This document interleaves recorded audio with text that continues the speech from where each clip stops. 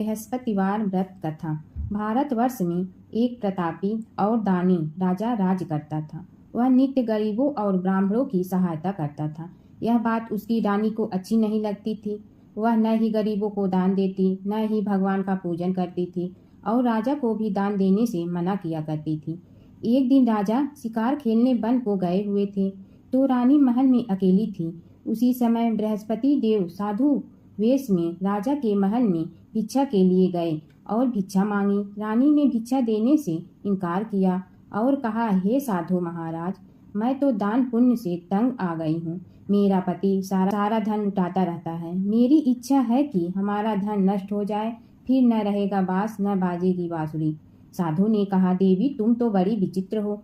धन संतान तो सभी चाहते हैं, पुत्र और लक्ष्मी तो पापी के घर भी होने चाहिए। यह तुम्हारे पास अधिक धन है तो भूखों को भोजन दो, प्यासों के लिए प्याऊ बनवाओ, मुसाफिरों के लिए धर्मशाले खुलवाओ। जो निर्धन अपनी कुंवारी कन्याओं का विवाह नहीं कर सकती उनका विवाह करा दो। ऐसे और कई काम हैं जिनके करने से तुम्हारा यश लोक परलोक में फैलेगा। परंतु रानी पर उपदेश का कोई प्रभाव न पड़ा। वह बोली, महाराज आप मुझे कुछ न समझाइए। मैं ऐसा धन नहीं चाहती जो हर जगह बांटते फिरूं। साधु ने उत्तर दिया, यह तुम्हारी ऐसी इच्छा है तो तथास्तु। तुम ऐसा करना कि बृहस्पतिवार को घर लीप कर पीली मिट्टी से अपना सिर धोकर स्नान करना, भट्ठी चढ़ाकर कपड़े धोना। ऐसे करने से आपका सारा धन नष्ट हो जाएगा।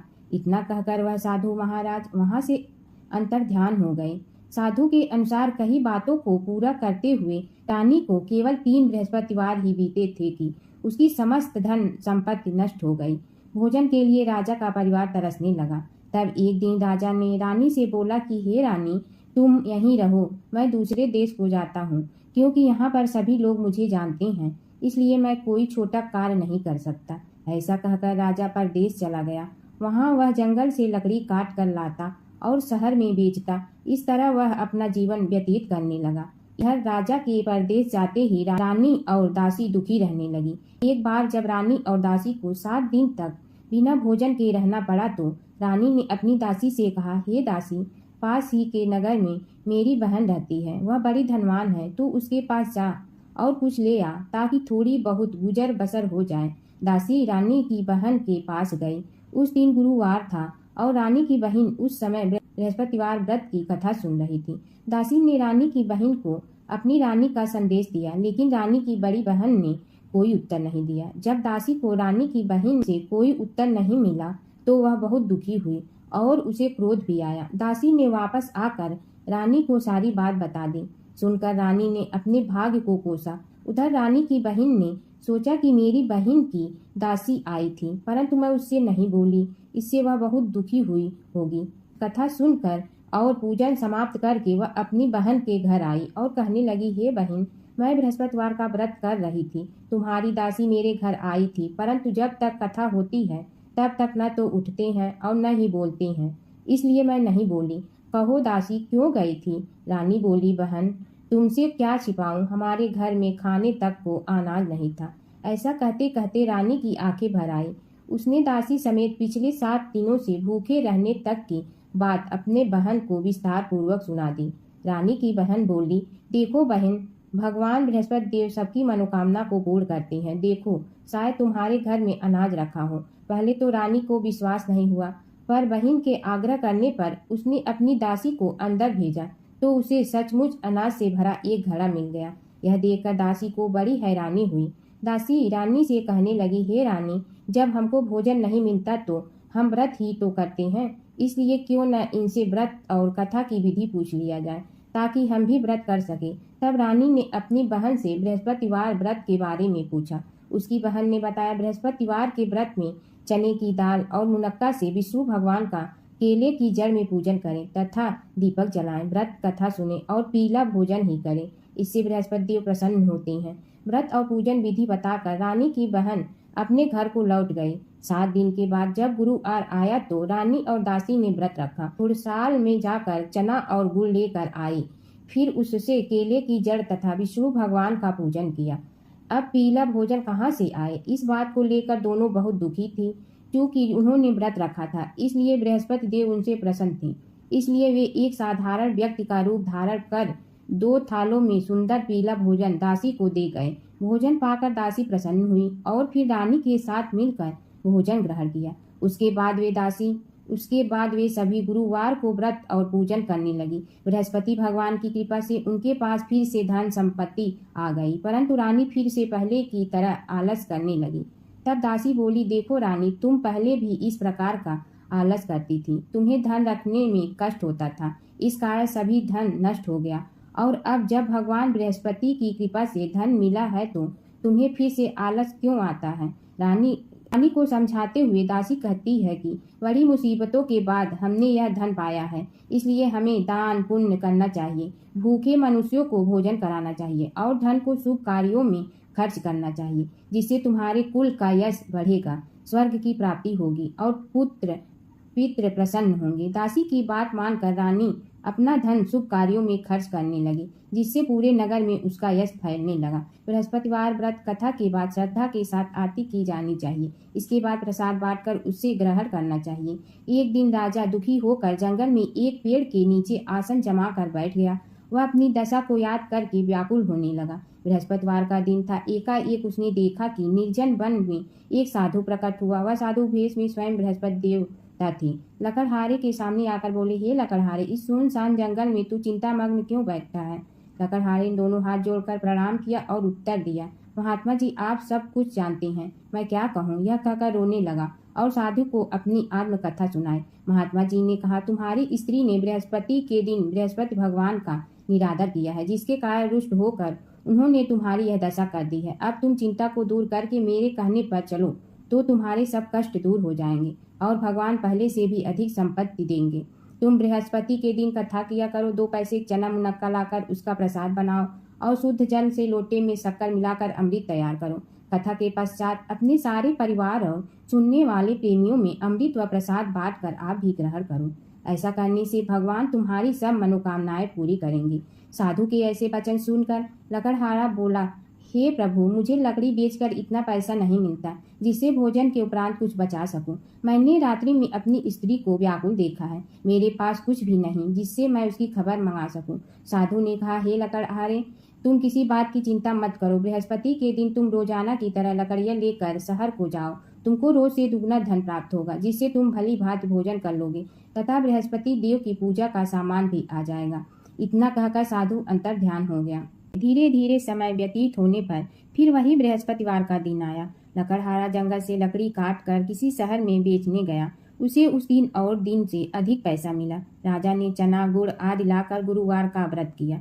उस दिन से उसके सभी क्लेश दूर हुए, परंतु जब दोबारा गुरुवार का दिन आया तो बृहस्पतिवार का व्रत करना भूल गया। इस कारण बृहस्पति भगवान नाराज हो गए। उस दिन उस नगर के राजा ने विशाल यज्ञ का आयोजन किया तथा शहर में यह घोषणा करा दी कि कोई भी मनुष्य अपने घर में भोजन न बनावे, न आग जलावे, समस्त जनता मेरे यहाँ भोजन करने आवे। इस आज्ञा को जो न मानेगा उसे फांसी की सजा दी जाएगी। इस तरह की घोषणा संपूर्ण नगर में करवा दी गई। राजा की आज्ञा अनुसार शहर के सभी लोग भोजन करने गए, लेकिन लकड़हारा कुछ देर से पहुंचा, इसलिए राजा उसको अपने साथ घर लिवा ले गए और ले जाकर भोजन करा रहे थे तो रानी की दृष्टि उस खुटी पर पड़ी जिस पर उसका हार लटका हुआ था। वह वहां पर दिखाई नहीं दिया। रानी ने निश्चय किया कि मेरा हार इस मनुष्य ने चुरा लिया है। उसी समय सिपाहियों को बुलाकर उसको कारागार में डलवा दिया। जब लकड़हारा कारागार में पड़ गया तो बहुत दुखी होकर विचार करने लगा कि न जाने कौन से पूर्व जन्म के कर्म से मुझे यह दुख प्राप्त हुआ है, और उसी साधु को याद करने लगा जो कि जंगल में मिला था। उसी समय तत्काल बृहस्पति देव साधु के रूप में प्रकट हुए और उसकी दशा को देखकर कहने लगे, अरे मूर्ख, तूने बृहस्पति देव की कथा नहीं करी, इस कारण तुझे दुख प्राप्त हुआ है। अब चिंता मत कर, बृहस्पतिवार के दिन कारागार के दरवाजे पर 4 पैसे पड़े मिलेंगे, उनसे तू बृहस्पति देव की पूजा करना, तेरे सभी कष्ट दूर हो जाएंगे। बृहस्पति के दिन उसे 4 पैसे मिले। लकड़हारे ने कथा कही। उसी रात्रि को बृहस्पति देव ने उस नगर के राजा को स्वप्न में कहा, हे राजा, तुमने जिस आदमी को कारागार में बंद कर दिया है वह निर्दोष है, वह राजा है, उसे छोड़ देना। रानी की हार उसी खुटी पर लटका है। अगर तू ऐसा नहीं करेगा तो मैं तेरे राज्य को नष्ट कर दूंगा। इस तरह रात्र के स्वप्न को देखकर राजा प्रातः काल उठा और खुटी पर हार देखकर लकड़हारे को बुलाकर क्षमा मांगी तथा लकड़हारे को योग सुंदर वस्त्र आभूषण देकर विदा कर दिया। बृहस्पति देव की आज्ञा अनुसार लकड़हारा अपने नगर को चल दिया। राजा जब अपने नगर के निकट पहुंचा तो उसे बड़ा आश्चर्य हुआ। नगर में पहले से अधिक बाग, तालाब, कुएं तथा बहुत सी धर्मशाला, मंदिर आदि बन गई है। राजा ने पूछा, यह किसका बाग और धर्मशाला है? तब नगर के सब लोग कहने लगे, यह सब रानी और वादी की हैं। तो राजा को आश्चर्य हुआ और गुस्सा भी आया। जब रानी ने यह खबर सुनी कि राजा आ रहे हैं तो उन्होंने वादी से कहा कि हे दासी, देख राजा हमको कितनी बुरी हालत में छोड़ गए थे। हमारी ऐसी हालत देखकर वह लौट न जाए, इसलिए तू दरवाजे पर खड़ी हो जा। आज्ञा अनुसार दासी दरवाजे पर खड़ी हो गई। राजा आए तो उन्हें अपने साथ लिवा लाई। तब राजा ने क्रोध करके अपनी रानी से पूछा कि यह धन तुम्हें कैसे प्राप्त हुआ है? तब उन्होंने कहा, हमें यह सब धन बृहस्पति देव के इस व्रत के प्रभाव से प्राप्त हुआ है। राजा ने निश्चय किया कि 7 रोज बाद तो सभी बृहस्पति देव का पूजन करते हैं, परंतु मैं प्रतिदिन दिन में 3 बार कहानी तथा रोज व्रत किया करूंगा। अब हर समय राजा के दुपट्टे में चने की दाल बंधी रहती तथा दिन में 3 बार कहानी कहता। एक रोज राजा ने विचार किया कि चलो अपने बहन के यहाँ हो आवें। इस तरह निश्चय कर राजा घोड़े पर सवार हो अपने बहन के यहाँ को चलने लगा। मार्ग में उसने देखा कि कुछ आदमी एक मूर्ति को लिए जा रहे हैं। उन्हें रोक कर राजा कहने लगा, अरे भैया, मेरी बृहस्पतिवार की कथा सुन लो। वे बोले, लो, हमारा तो आदमी मर गया है, इसको अपनी कथा की पड़ी है। परंतु कुछ आदमी बोले, अच्छा कहो, हम तुम्हारी कथा भी सुनेंगे। राजा ने दाल निकाली और जब कथा आधी हुई थी कि मुर्दा हिलने लग गया और जब कथा समाप्त हो गई तो राम राम करके मनुष्य उठकर खड़ा हो गया। आगे मार्ग में उसे एक किसान खेत में हल चलाता मिला। राजा ने उसे देखा और उसे बोला, अरे भैया, तू मेरी बृहस्पतिवार की कथा सुन लो। किसान बोला, जब तक मैं तेरी कथा सुनूंगा तब तक 4 हरैया खेत जोत लूंगा। जा अपनी कथा किसी और को सुनाना। इस तरह राजा आगे चलने लगा। राजा के हटते ही बैल पछाड़ खा कर गिर गया तथा किसान के पेट में बड़ी जोर का दर्द होने लगा। उस समय उसकी माँ रोटी लेकर आई। उसने जब यह देखा तो अपने पुत्र से सब हाल पूछा और बेटे ने सभी हाल कह दिया। तो बुढ़िया दौड़ी दौड़ी उस घुड़सवार के पास गई और उससे बोली कि मैं तेरी कथा सुनूंगी, तू अपनी कथा मेरे खेत पर चलकर ही कहना। राजा ने बुढ़िया के खेत पर जाकर कथा कही, जिसके सुनते ही वह बैल उठ खड़े हुए तथा किसान के पेट का दर्द भी बंद हो गया। राजा अपनी बहन के घर पहुंचा। बहन ने भाई की खूब मेहमानी की।